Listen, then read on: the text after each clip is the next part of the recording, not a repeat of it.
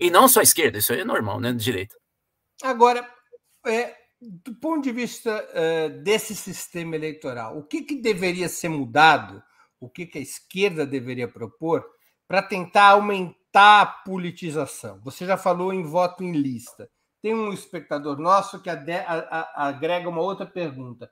E o voto vinculado? Nós já tivemos no Brasil voto vinculado nas eleições de 1982. O voto vinculado seria uma solução? Se votar na majoritária, tem que votar também nas proporcionais?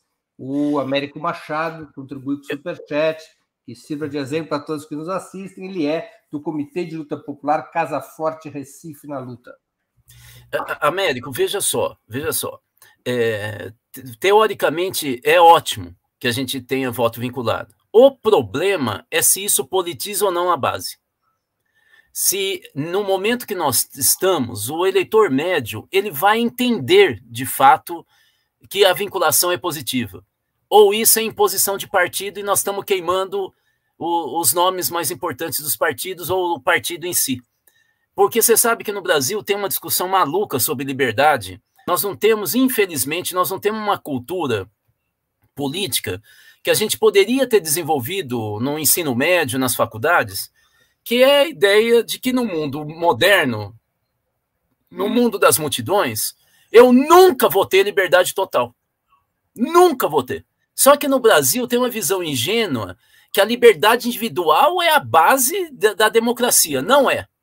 Não é, nunca foi.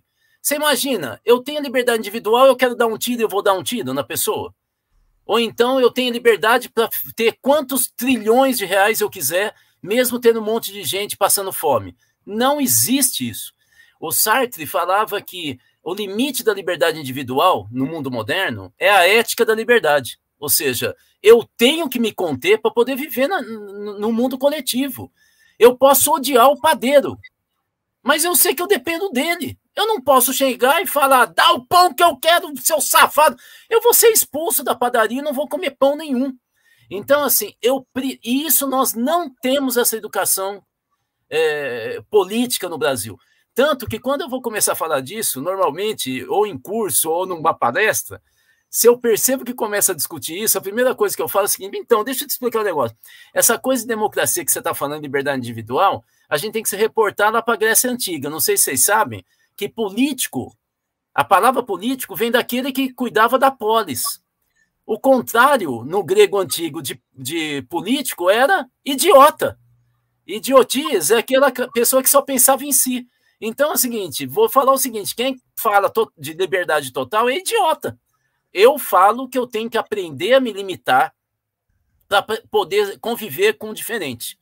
Isso, inclusive, está na psicanálise, em Lacan.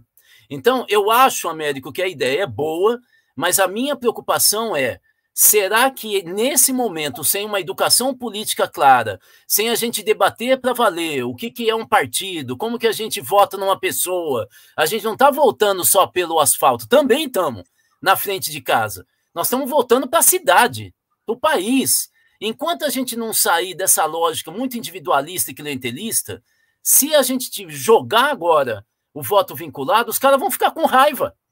Falar, pô, eu gosto do Lula, mas eu gosto do Zé Mané, que eu não sei nem qual é o partido dele. Agora você é obrigado a votar? Isso aí é o pessoal que está querendo... Porque na urna eletrônica, na prática, seria na hora que você vota para presidente num partido, não parece mais. Gravaria a lista só para candidatos daquele partido. É isso aí. Eu acho que é ótimo, mas a gente não chegou ainda nisso. Mas tem um monte de questões que a gente poderia já começar a pensar em reforma política, que muda o voto e a gente começa a politizar. Por exemplo, proibir mais de uma reeleição para parlamentar. Por exemplo, a gente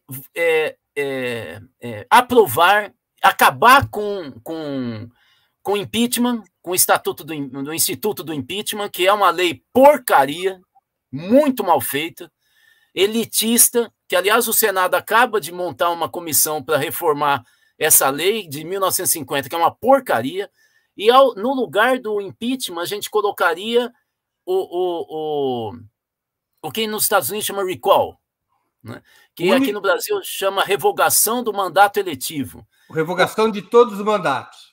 todos, na metade do mandato, a gente não está gostando do que o cara está fazendo. O único país do mundo que tem esse mecanismo da presidência até o vereador chama-se República Bolivariana da Venezuela. Exatamente. Então, nós temos que adotar isso. Porque o que eu fico chateado, Breno, é que fica todo mundo assim, ó, porque fica contra o Maduro, contra o Chaves. Eu acho bacaninha isso.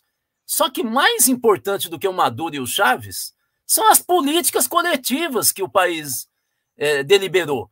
E ninguém no Brasil sabe.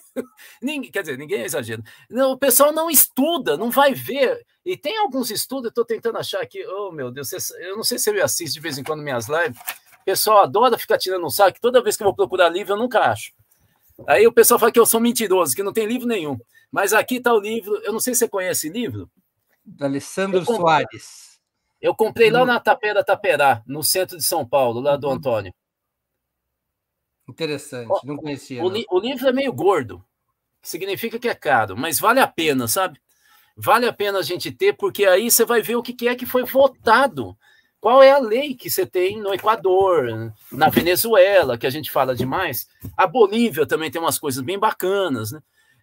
Então, é nesse sentido. Eu acho que a gente tinha que definir algumas propostas, e não coisa de jurista. Eu gosto muito do Fábio Conde Comparato. Mas o problema é que ele já formula a Constituição inteira. A gente precisa fazer política.